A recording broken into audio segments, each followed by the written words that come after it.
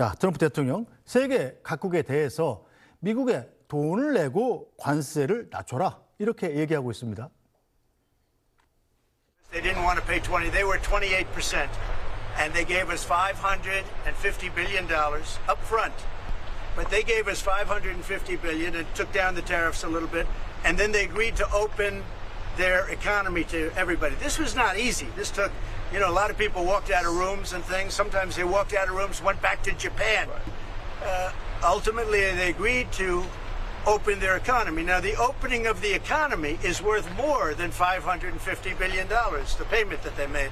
It's worth more. So between that and the payment, we reduced it down to 15%. But they were at about 28%, and then they bought it down, basically. But could other countries buy it down? Yeah, I would let other countries buy it down. 자, 그럼 우리보다 먼저 미국과의 관세 협상을 타결한 일본은 미국과 어떻게 협상을 타결했는지 그 장면도 좀 보겠습니다. 트럼프 미 대통령은 백악관에서 일본 측 대표와 약 70분간 회담한 뒤 협상 타결 소식을 전했습니다. But I just signed the largest trade deal in history. I think maybe the largest deal in history with Japan. 직후 이시바 총리도 다음 달 1일부터 적용될 상호 관세를 서한으로 통보받았던 25%에서 10%포인트 낮춘 15%로 합의했다고 직접 밝혔습니다. これは対米貿易黒字を抱える国の中でこれまでで最も低い数字となるものであります。 트럼프가 협상 대상이 아니라고 선을 그었던 자동차 관세도 낮췄습니다.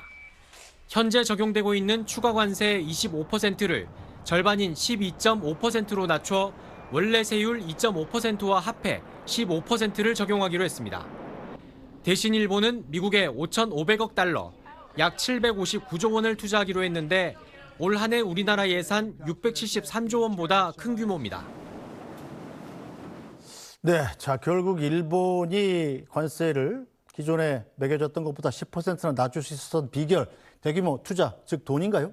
예, 그렇다고 보시면 되겠습니다. 미국이 애시당초 이렇게 관세 전장을 벌인 목적은 제조업을 부흥시켜서 제조업의 일자리를 많이 창출하고 그러면 내년 11월에 예정된 중간선거에서 소위 말하는 캐스팅 보트를 쥐고 있는 제조업 지역, 그 러스트벨트에서의 지지율을 끌어올리기 위한 목적이었습니다. 그래서 일본이 5,500억 달러라는 대규모 미국 내에 투자를 함으로써 이것은 결국은 공장을 짓고 제조업의 일자리를 많이 늘린다라는 이런 당근을 줬기 때문에요. 이것을 바탕으로 자신들이 관세를 낮춰줬고요. 또 다른 것은 농업 지역, 미국의 농업 지역은 역시 또 트럼프 대통령의 주요 지지 기반인데 농업에 대해서 일본의 무역 장벽을 일부 낮춤으로써 이 농업 지역에서의 지지율도 끌어올리고요. 그다음에 미국의 주력 수출 산업분야의 하나인 농산물 수출을 늘려서 무역 적자 폭도 낮추는 두 가지 효과가 있기 때문에 이런 것들이 종합해서 자동차의 관세를 낮추는 데 기여했다. 이렇게 보시면 되겠습니다.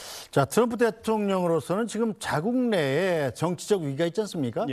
뭐 쉽게 얘기해서 이 미성년자 성추행으로 유명해서 감옥에서 자살한 앱스타인하고 옛날에 친해가지고 트럼프 대통령이 앱스타인한테 보냈던 뭐 음란한 편지가 그 공개되느니 마느니 뭐 이런 상황이어서 정치적 위기에 몰려있기 때문에 타국과의 관세 협상에서 성과를 내서 자기의 존재감을 부각시키고 지지를 회복시키려 한다. 이런 분석도 있는 거지 않습니까? 예, 뭐 그런 분석도 충분히 예측을 할 수가 있습니다. 그러니까 무엇보다 중요한 것은 내년 11월에 예정된 중간선거에서 승리하는 것이거든요.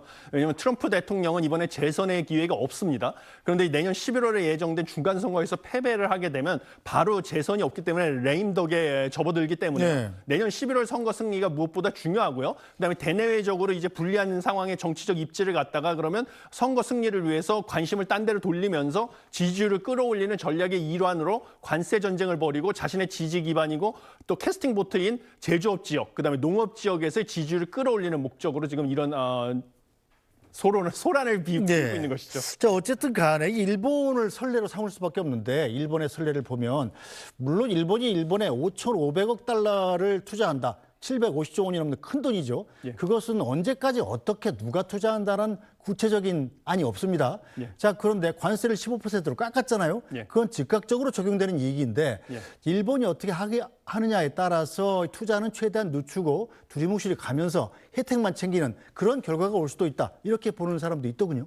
예, 뭐 그런 식으로 생각을 해볼 수도 있습니다. 그런데 사실 트럼프 행정부에서는 가장 우려되는 점은 이런 식으로 무역 협상을 해놓고서요. 네. 만약에 미국과 일본 간의 무역 수지 불균형이 조기에 해소되지 않는다든지 아니면 원하는 수준의 투자를 일본이 즉각적으로 하지 않는다든지 하면 이것을 다시 파기를 하고 다시 관세를 부과를 선언할 가능성도 충분히 있기 때문에요. 그런 식으로 일본이 시간을 끌기는 쉽지 않다 저는 이렇게 보고 있습니다. 저 어쨌든 우리 정부 입장에서도 미국과의 관세 협상에 모든 촉각을 고두세우고 있을 텐데 자, 어떤 전략으로 나가야 승산이 있겠습니까? 예, 결국은 지금 일본의 예를 비춰봤을 때요. 그 미국에서 원하는 그런 대미 투자 규모를 현재 1,000억 달러에서 2천억 달러를 생각을 하고 있는데 네. 미국은 4천억 달러를 요구했다고 합니다. 그러니까 예, 거기까지는 못 맞춰주더라도 네. 어느 정도 높여주는 게 필요하고요. 그다음에 우리가 양보를 해야 될 카드 중에서 이것은 주고받기식 협상이기 때문에 네. 상대적으로 우리에게 뭔가 피해가 적은 그런 부분을 양보를 해야 되는데 미국이 끊임없이 요구하는 게 그동안에 무역 협상을 타결한 영국, 베트남, 인도네시아 등의 나라들에게 끊임없이 요구한 게 농산물 시장 개방이었습니다. 네. 아까 말씀드린 것처럼 농업 지역에서 지지율 끌어올리고 주력 수출품을 수출함으로써 무역 수지 불균형을 낮추는 효과가 있습니다. 그렇기 때문에 농산물 시장에서 어느 정도 양보가 불가피하다. 그래서 농민이나 축산업자분들의 피해는 정부가 다른 방식으로 지원을 해주는 한이 있더라도 농산물 시장에서 양보를 하는 게 불가피하고요. 또 우리는 다른 나라에서 가지지 않는 미국이 안보 측면에서 우리에게 필요로 하는 것들이 있습니다. 그것은 조선업에서의 그 협력하고요. 네. 그다음에 반도체, 첨단 반도체 공급망에서 우리가 중요한 위치를 차지하고 있다는 점입니다. 네. 이 두 부분을 갖다가 지렛대로 사용해서 협상에 임하는 것이 우리에게는 최선의 결과를 얻을 수 있는 방법이 아닌가 이런 생각이 듭니다. 알겠습니다. 어쨌든 쉽지 않은 협상이 되겠군요. 예. 오늘 말씀 여기까지 듣죠. 이화여대 경제학과 석병훈 교수였습니다. 말씀 잘 들었습니다. 감사합니다. 네.